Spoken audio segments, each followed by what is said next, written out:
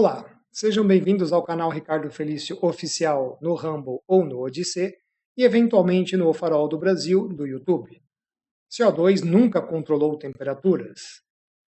Nesta segunda parte do artigo do professor PhD Bibek Bata, diretor do programa de mestrado em Contabilidade e Finanças, publicado na Queen's University em Belfast, Irlanda do Norte, mostraremos os mais relevantes dos seus principais resultados e uma avaliação da metodologia empregada.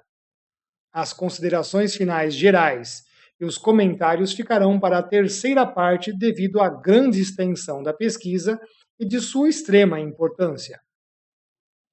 Antes de prosseguirmos, precisamos apresentar a nossa ressalva inicial quanto aos valores numéricos apresentados. Como são trabalhos estatísticos, os valores de temperatura estão absurdamente fracionados, como sempre, o que não revela o caráter dessa grandeza física que, no mundo real, só é avaliada até a primeira casa decimal para medições na atmosfera. Estamos aqui admitindo centésimos e milésimos apenas para uma coerente explanação do trabalho, porque tais valores não são representados no meio operacional.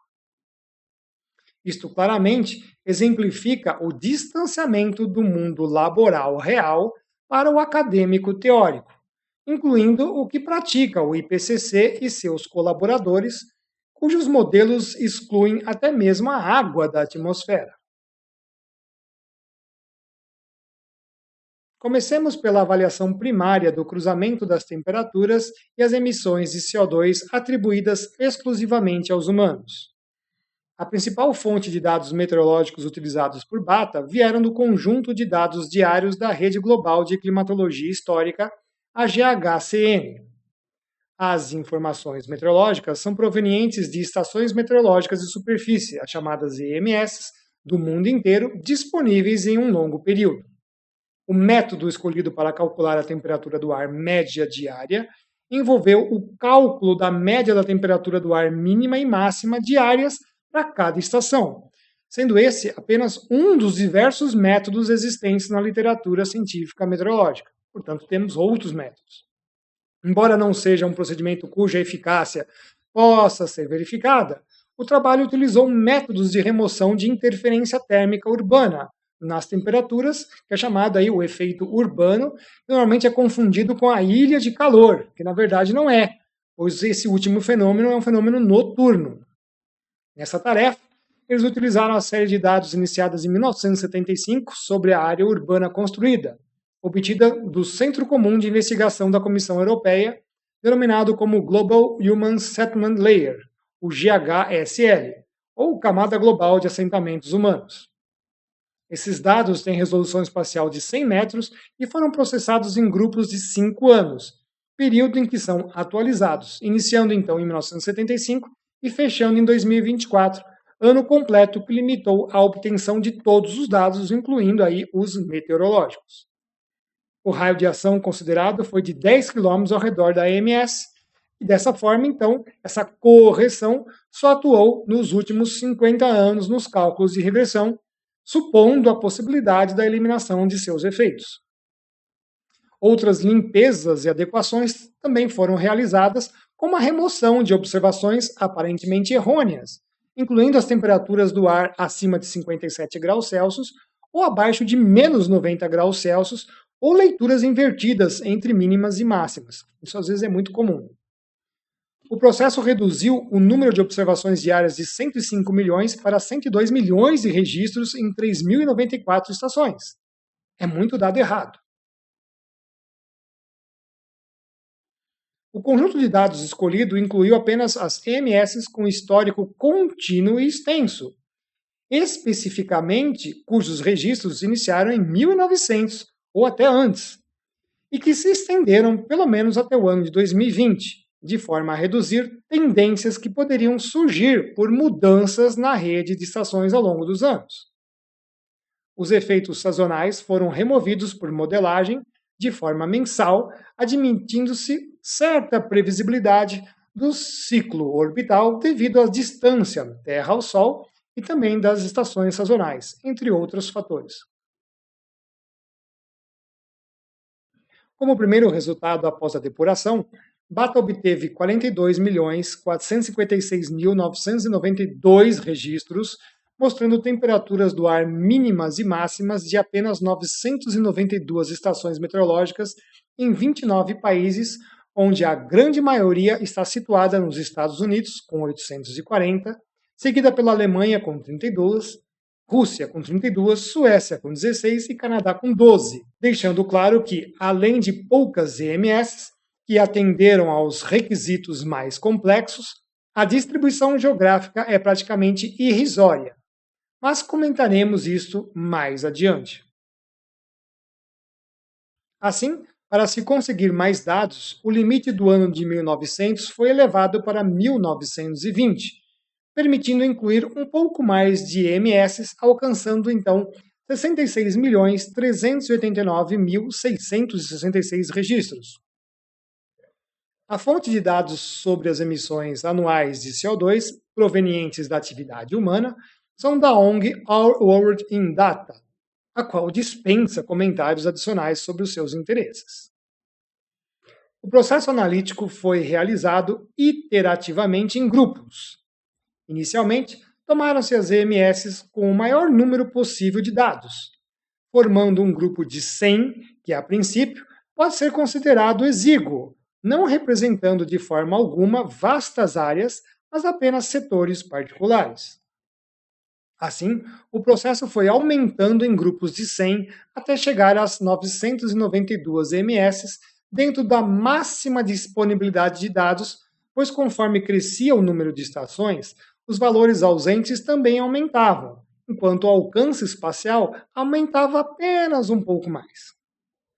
Bata também fez os mesmos cálculos para um total de mais de 2.000 EMS, cujos resultados se assemelharam aos mais concisos das 992 EMS, aumentando o espaço geográfico, mesmo com mais falhas. Comentaremos isso na terceira parte dessa minissérie. Na primeira etapa, a análise englobou um único modelo de regressão ao longo de todo o período histórico, apresentando as linhas de tendência dos dados das temperaturas do ar mínimas, máximas e suas médias sobre um gráfico de dispersão das leituras brutas e temperatura diária, permitindo uma visão plena da trajetória dos dados ao longo prazo. Assim, a primeira tendência obtida utilizou as 100 EMS localizadas em 12 países, quase todas no hemisfério norte, com o maior número de observações disponíveis, abrangendo o período total da pesquisa de 1814 a 2024. Neste caso, a tal tendência de aquecimento subiu, registrando 0,0092 graus Celsius por ano. Em outras palavras, a temperatura teria subido 0,9 graus Celsius por século, acumulando 1,9 graus Celsius em 210 anos. Ou seja, já teríamos passado os perigosos 1,5 graus Celsius e estaríamos nos alarmantes 2 graus Celsius, mas nada aconteceu, como a gente já esperava. Como Bata citou, torna-se inconcebível que a temperatura do ar média global tenha subido constantemente durante todo o período. Portanto, tal valor fornece somente uma indicação ao longo dos anos para os dados utilizados. Na avaliação seguinte, Bata subiu o número de EMS para as 500 melhores séries localizadas em 16 países. Embora ainda cubra 210 anos, uma grande parte dos dados vai se concentrar no último período de cerca de 180 anos. Essa escolha tornou-se intermediária entre a primeira exemplificação e a amostra final total, que englobou as melhores 992 EMS. O número de ausência de dados ficou em 4,4% do total de mais de 7,66 milhões. A tendência geral desta série foi de 0,0052 graus Celsius por ano, portanto, meio grau por século ou apenas 1 grau Celsius em 210 anos, sendo drasticamente inferior ao verificado na série com 100 EMS, que foi de 0,0092 graus Celsius por ano. É quase a metade. Isso reforça 3 pontos. A já conhecida recuperação das temperaturas na saída do gélido século XIX, por causa do mínimo solar dos grandes ciclos de 90 e de 200 anos, que o CO2 na sua pífia emissão daqueles tempos nunca controlou as temperaturas, e também que todo o suposto aquecimento ocorreu mais pronunciadamente no início do século XX, mas ainda veremos isto melhor mais adiante, quando Bata seccionou o conjunto de dados. Para a análise completa, contendo as 992 estações com as melhores séries disponíveis, abarcando 29 países, houve novo aumento de observações faltantes. Como exemplo, Bata mostrou que das 15,2 milhões de observações, 13,94 milhões estão disponíveis durante o período mais recente, representando uma perda de dados de quase 9,2%. A tendência ficou análoga à avaliação com 500 estações, resultando 0,0054 graus Celsius de aquecimento por ano, ou seja, meio grau Celsius por século, 1 grau Celsius em 210 anos, ajustados com a variação sazonal. Uma observação importante precisa ser feita, tendo em vista que Bata não é meteorologista. Todas as suas tendências nas séries contínuas mostraram que quem subiu foi a temperatura do ar mínima, enquanto que a máxima pouco variou. Em outras palavras, o mundo não ficou muito mais quente, ele ficou um pouco menos frio, tendo em vista que a média foi tirada pela máxima e mínima. Veja bem essa diferença nesses slides apresentados. Isto não é simplesmente semântica, pois envolve processos meteorológicos.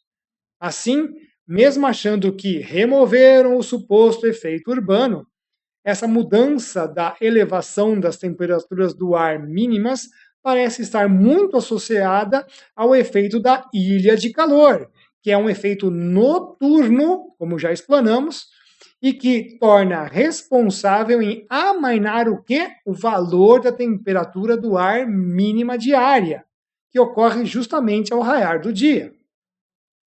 Vale lembrar que em interglaciais anteriores, ambas as temperaturas, mas especialmente as máximas, subiram, elevando então a tal temperatura do ar média global, paleoclimática, quando não a regional, como é o caso africano de 5.000 anos atrás. A segunda análise seccionou os dados das séries tanto de 100, 500 e a completa com 992 estações em blocos de 5, 6, 7 e 10 segmentos temporais contíguos de igual duração, onde se aplicou uma regressão fixa separada somente para os dados de cada segmento, o que tornou o trabalho bem interessante. As linhas de tendência de temperatura do ar média global de cada período foram colocadas em um único gráfico, juntamente com as emissões de CO2, permitindo uma comparação entre essas informações ao longo do tempo, assumindo que não haja fatores de variação como os efeitos sazonais e o de urbanização. Embora a Bata tenha feito segmentos contíguos, todos com períodos iguais para englobar plenamente os 210 anos, como de 21 anos, 10 períodos iguais, 30 anos, 7 períodos iguais, 35 anos, 6 períodos e 42 anos, 5 períodos. Para simplificar a avaliação, optou-se pela maior abrangência da última divisão de 5 períodos de 42 anos. Isso destacou uma clara descontinuidade nas tendências de temperatura, incluindo as negativas. Sim, tivemos queda de temperatura enquanto o CO2 subia. O número de observações é mais plausível a partir de 1899, com os 3 períodos após esse ponto apresentando mais de 1,4 milhão de observações cada, com a ausência de dados inferiores a 2,5%.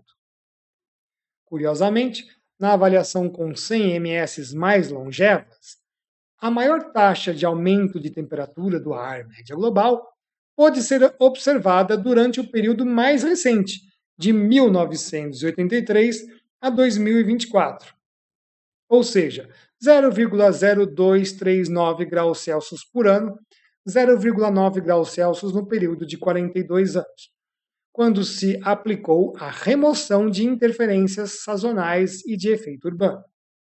Sem essas correções, ela subiria na casa milenar para 0,0293 graus Celsius por ano, matematicamente 1,2 graus Celsius em 42 anos, e de novo o mundo não morreu. Os desavisados logo acusariam o CO2 como responsável, dada a elevada emissão apurada pela ONG. Porém, o período anterior apresentou tendência negativa, revelando então que o último intervalo apenas recuperou mais rapidamente o que havia perdido e esta recuperação não atingiu o zero da escala inicial. Vejamos que isto não teve nada a ver com o CO2, pois o período de 1899 a 1940 apresentou um aquecimento de 0,0169 graus Celsius por ano, 0,6 graus Celsius em 42 anos, quando o CO2 estava irrisório, alcançando 139,7 bilhões de toneladas, ou seja, 8,6 vezes menor que esse último período mais atual, quando as emissões, segundo a ONG, atingiram 1.208,9 bilhões de toneladas de CO2, o que, como mostrará a Bata, com mais dados posteriores, simplesmente derrubaria a hipótese.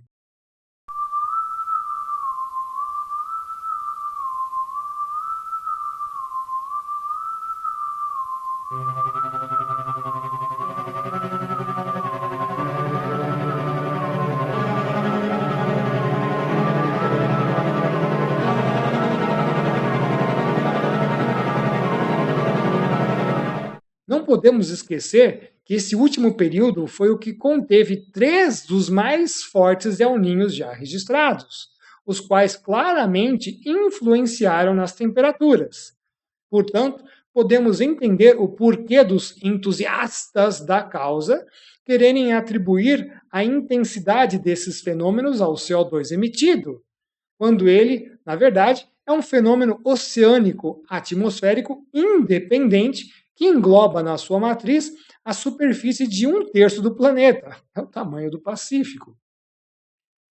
Há uma curiosidade aqui que precisamos relatar, que foi a queda das temperaturas entre o El Ninho de 1998 até o ano de 2015, chamado de hiato das temperaturas, registrado inclusive pelo próprio Red Crew, o repositório de dados do Reino Unido, centro do capeta do aquecimento global. Isso aqui incomodou tanto o pessoal da hipótese que simplesmente sumiram com a informação. O que nos leva a relembrar que também foi neste último período onde ocorreram mais adulterações dos dados e nenhuma auditoria foi realizada, conforme várias denúncias já explanadas aqui nos nossos canais, cujos links estarão na descrição desse vídeo. Será que foi por isso que precisaram turbinar o aquecimento do último período? Fica aí a observação. Retornando, o professor Bata aplicou o mesmo processo para a série com 500 estações e a completa com 992, além de diversas divisões em períodos com tempos diferenciados. Em todos os casos, ficaram evidentes que o aumento da temperatura foi maior durante períodos anteriores, apesar das emissões de CO2 serem uma fração ínfima das registradas em períodos recentes. Como é que fica isso? Essa hipótese foi para o lixo? Ademais, quando a concentração subiu vertiginosamente, então o aumento da temperatura foi bem mais lento, não cumprindo com o esperado, mostrando novamente a falha da hipótese. Por brevidade, concentremo-nos nesta última amostra mais completa, contendo todas as 992 EMS. Houve uma irrisória redução de tendência no primeiro período de 1815 a 1856, auge das baixas temperaturas do século XIX, com o mínimo solar. Contudo, estatisticamente mais significativos estão os 3 últimos períodos, dado o número gigante e equiparável entre eles de observações.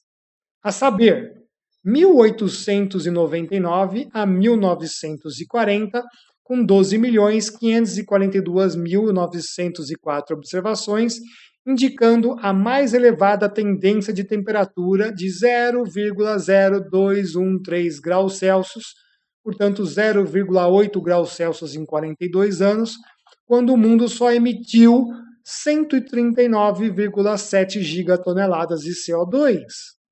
1941 a 1982, com 14.197.820 observações, resfriando menos 0,0133 graus Celsius, portanto meio grau Celsius em 42 anos, com emissões de 459,2 gigatoneladas, só 3,2 vezes mais que o anterior. Finalmente, 1983 a 2024, com 13.944.100 observações, aquecimento de 0,0167 graus Celsius, portanto 0,6 graus Celsius em 42 anos, ou seja, elevação bem menor, com as absurdas 1.208,9 gigatoneladas emitidas.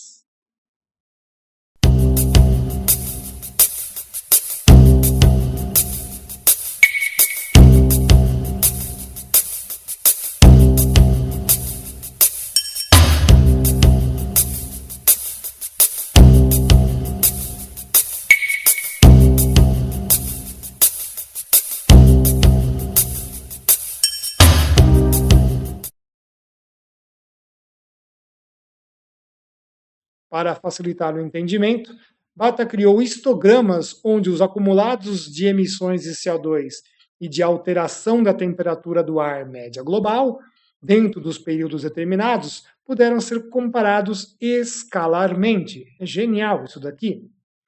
Essas divisões apresentaram novamente a incongruência da hipótese de que o CO2 controle as temperaturas registradas nesses últimos 210 anos.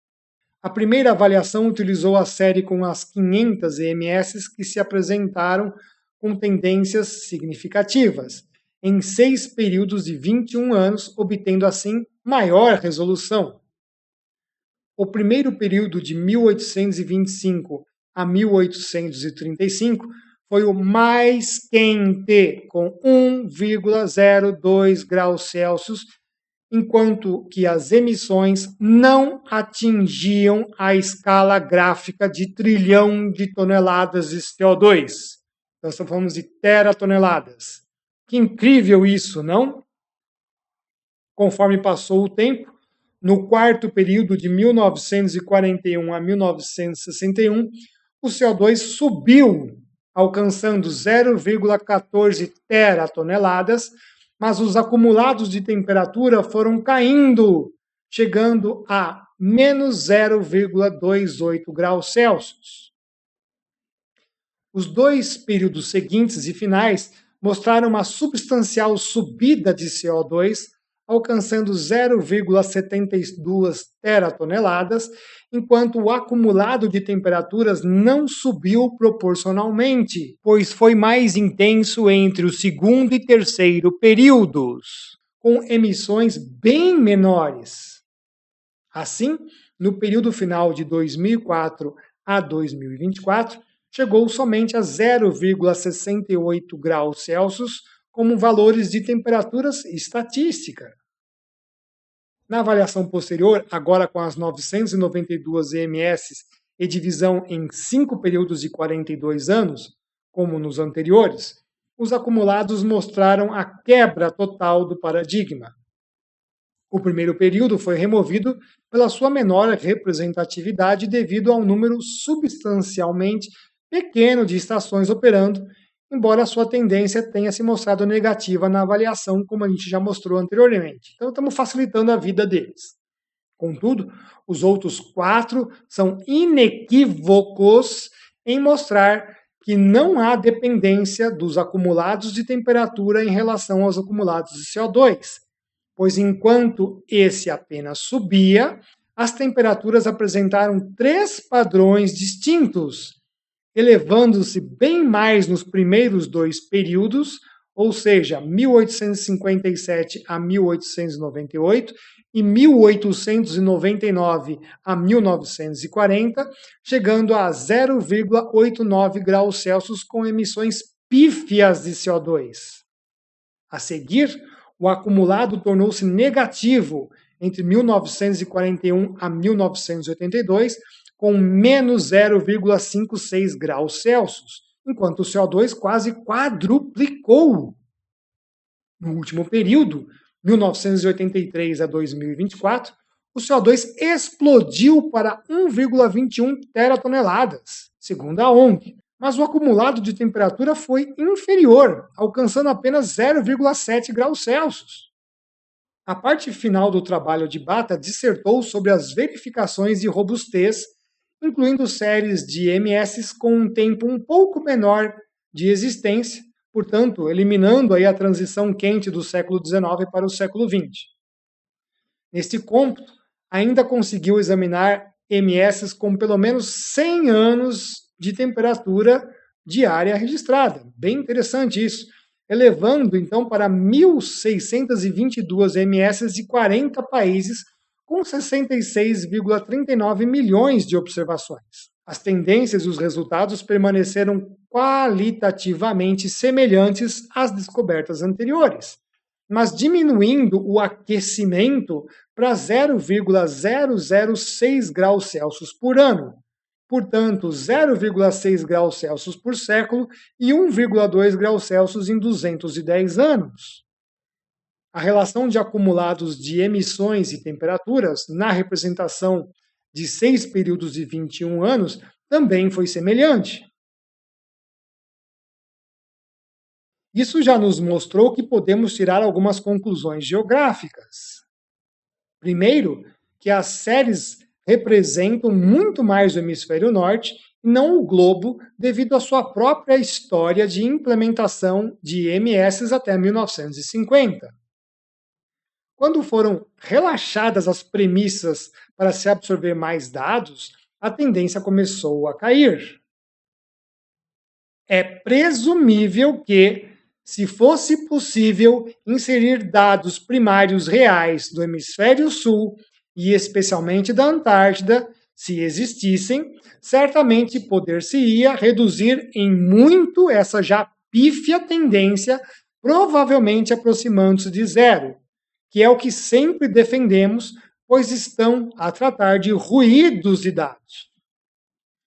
Embora isso seja um pressuposto, deixo bem claro aqui que isto pode ser esperado, tendo em vista que na seção 4.3 do trabalho, o professor Bata ainda relaxou mais as exigências, partindo do ano de 1970.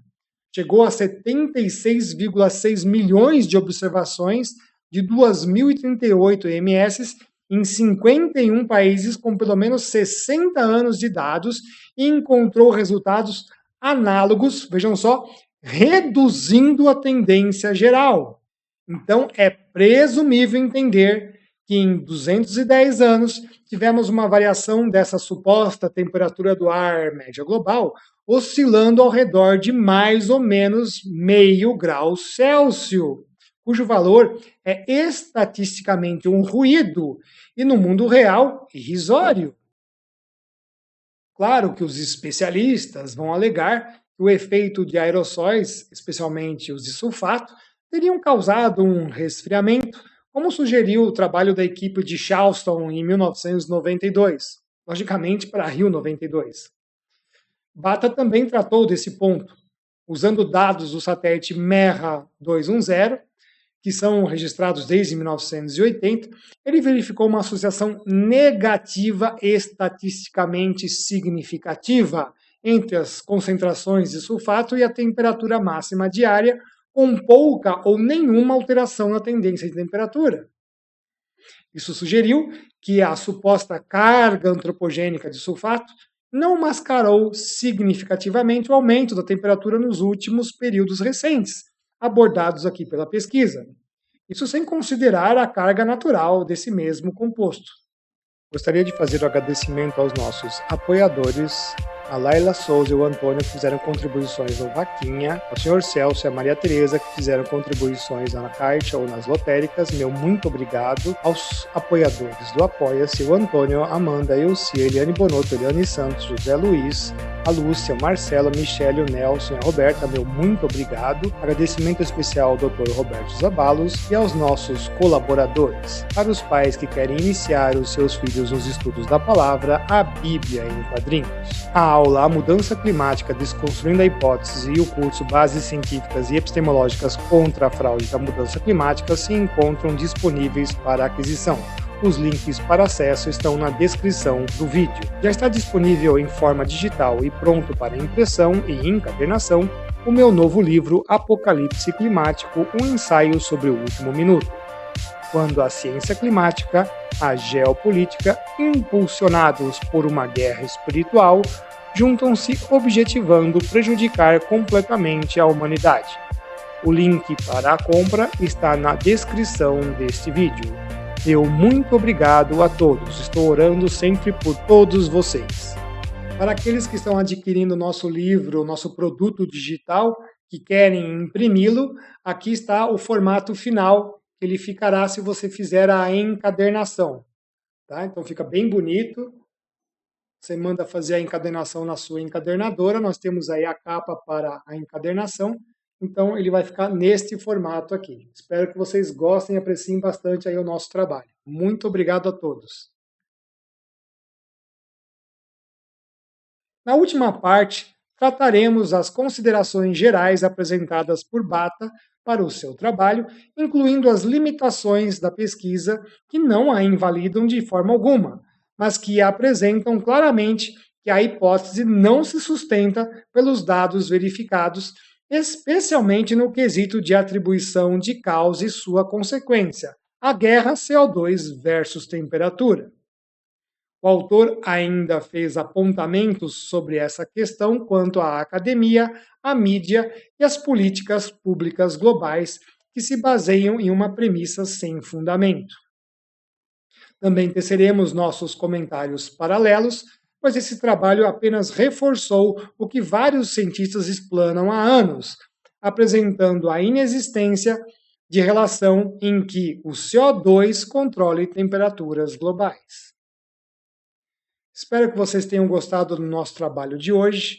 Um grande abraço para todos, fiquem com Deus e até o nosso próximo vídeo, pessoal. Até lá!